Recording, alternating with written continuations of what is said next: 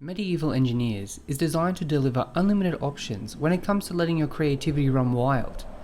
However, with the game sitting close to 3 years in early access and hitting speed bumps during its development cycle, can this ambitious title really live up to the hype?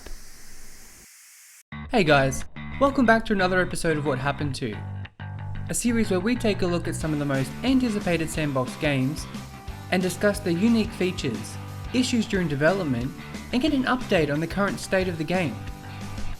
Just a quick reminder, this series is designed to highlight the good and bad during and after development in order to create discussion and share opinions, while also providing interesting facts about the game.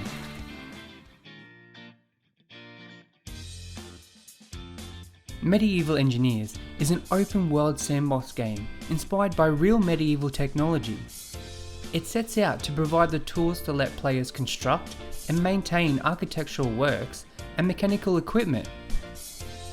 With 2 core game modes, Creative and Survival, this allows players to play the way that they want. In Creative mode, you have access to all build options, the ability to fly, which makes building easier, and unlimited resources.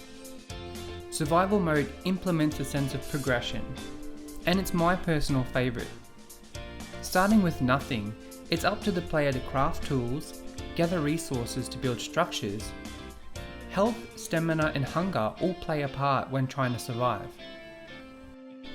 Medieval Engineers is the second engineering game developed by Keen Software House, the first being Space Engineers, which sold over 2 million copies in its first year, and it's still a bestseller. Some would flag this as an issue with both games sitting in early access at one stage. Even as of this recording, Space Engineers is still in beta. So why not finish one title before moving on to the next? Did this have an impact on the development of Medieval Engineers? The release of Medieval Engineers Alpha brought a lot of hype and excitement around the game with positive feedback. Apart from a few bugs and lack of content, it was certainly playable and enjoyable for a newly released alpha. However, midway through development, updates slowed down and the game went on for almost over a year without any major updates. This led to a lot of frustrated and upset fans of the game, most calling the game dead, and criticising King Software House for completely abandoning their game after already receiving money from early access. October 2016 saw the relaunch of Medieval Engineers with its biggest update to hit Steam, titled Planets. With this new update brought a multitude of new features, including a more detailed planet to explore, an improved rendering engine, and the ability to claim territory and ally or go to war with other players. Smaller improvements to the game included the addition of doors, new particle effects, a wardrobe, and the ability to play as a female engineer. So, was this enough to revive the game? And has Keen Software House kept the momentum going with updates to follow? The good news is yes.